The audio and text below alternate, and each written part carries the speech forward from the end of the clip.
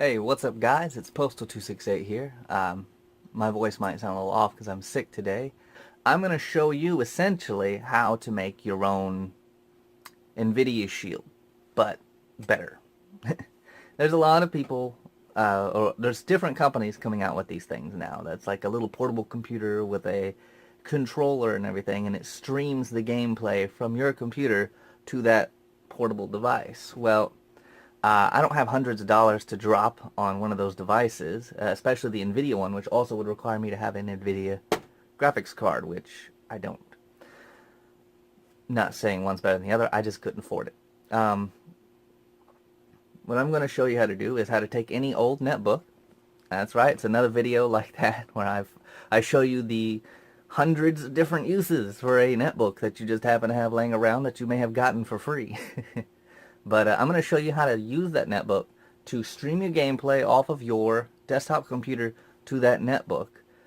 First by introducing you to what the concept is using Steam in-home streaming, but don't leave there. I'm going to then show you how to trick Steam in-home streaming to let you do it while not on your network at home. You see, they have a nifty little thing that tries to make sure that you're at home to use the service. I don't know why. Doesn't make a whole lot of sense to me. But if you're on a different network, it won't let you use it.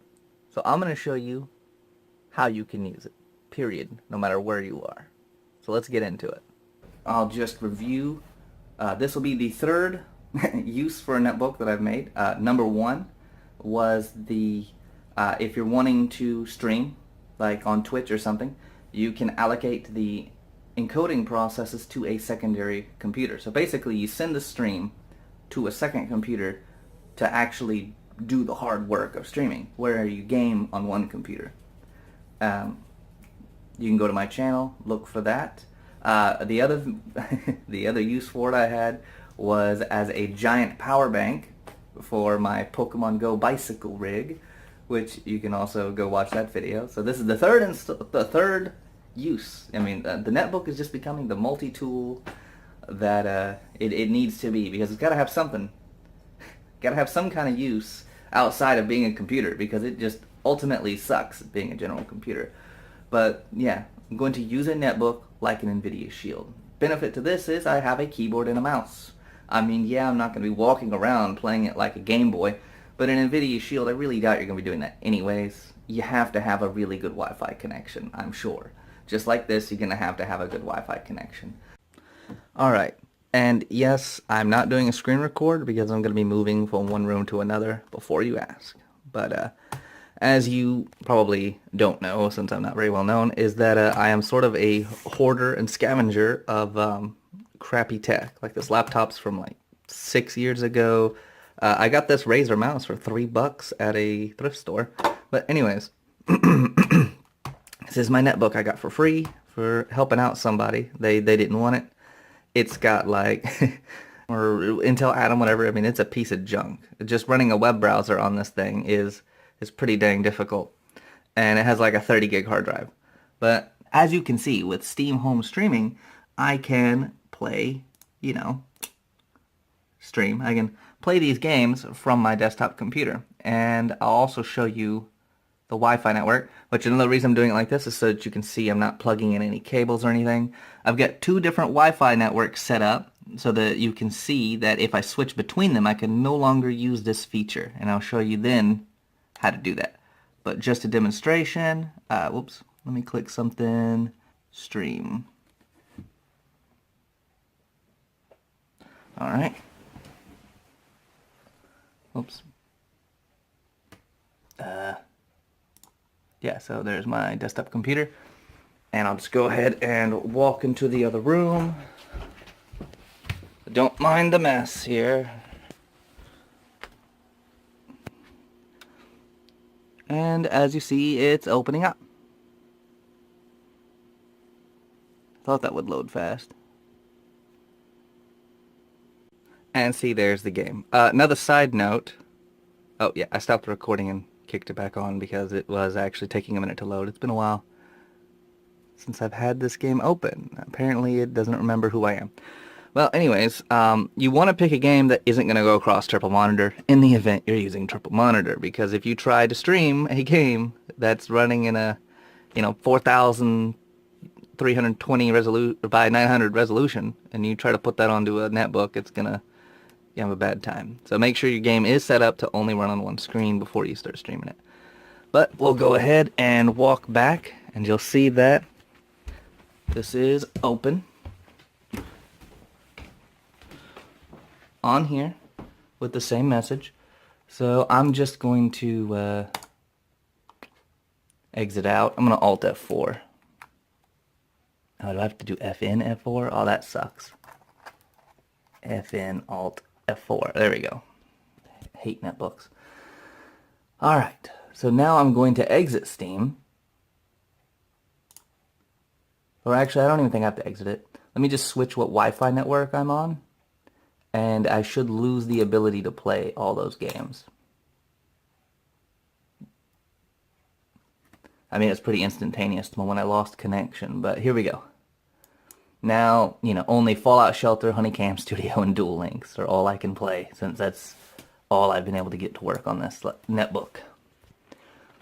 So what you're going to want to do is install,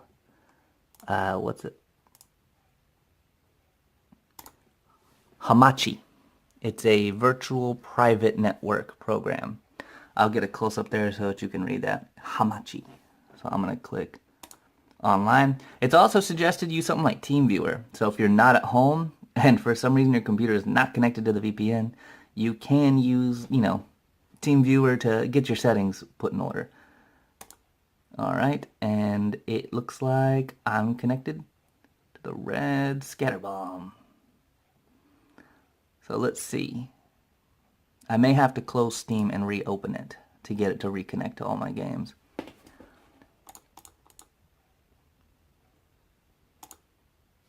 Looks like I'll have to do that. Alright, so I'm going to close Steam, reopen it. And I have tested this on other homes networks. I don't exactly have the means to leave right now, but if anybody doesn't believe this video, then I guess I'll make a follow-up video showing me using it somewhere else. You'll have to have a pretty good internet connection, though. It's not like it's gonna just... Okay, we're gonna try this again. Another pro tip is do not run peer block. It will block your VPN connection, and it won't tell you you're being blocked. So there we go. Everything's back, and I will show you, since I stopped the video, I am still on the Task Force Mobile and not the Belkin, which is what my computer's on the Belkin. And we are connected. I'll open up the same game. Well, I'll open up the same game.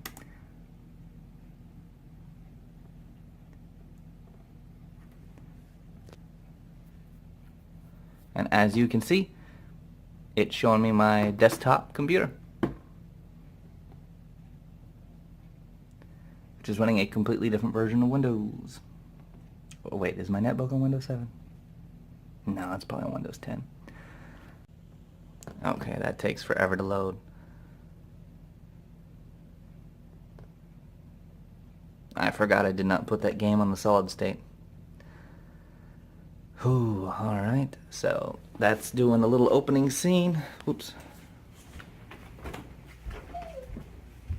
And there you see it's going on the computer too. Two completely different networks. I'm using a splitter. I've tried to connect two different devices to the splitter before, thinking that it would make them on the same network, but the splitter makes them all think that it's a direct connection to the internet, and they won't communicate with one another. So I'm using the splitter. Got two different Wi-Fi hotspots connected together, two different networks, and we are working. Well, thanks for watching. If you liked it, hit the subscribe button, hit the bell, hit the like. Hopefully this helps you as it's helped me. It's been great. I've gone to family functions or any other kind of boring event and just popped out my little netbook and played Fallout 4. I mean, It's definitely a conversation starter, to say the least, by like how the hell are you playing that on a netbook. This has been Postal268 on how to be broke, and thank you for watching.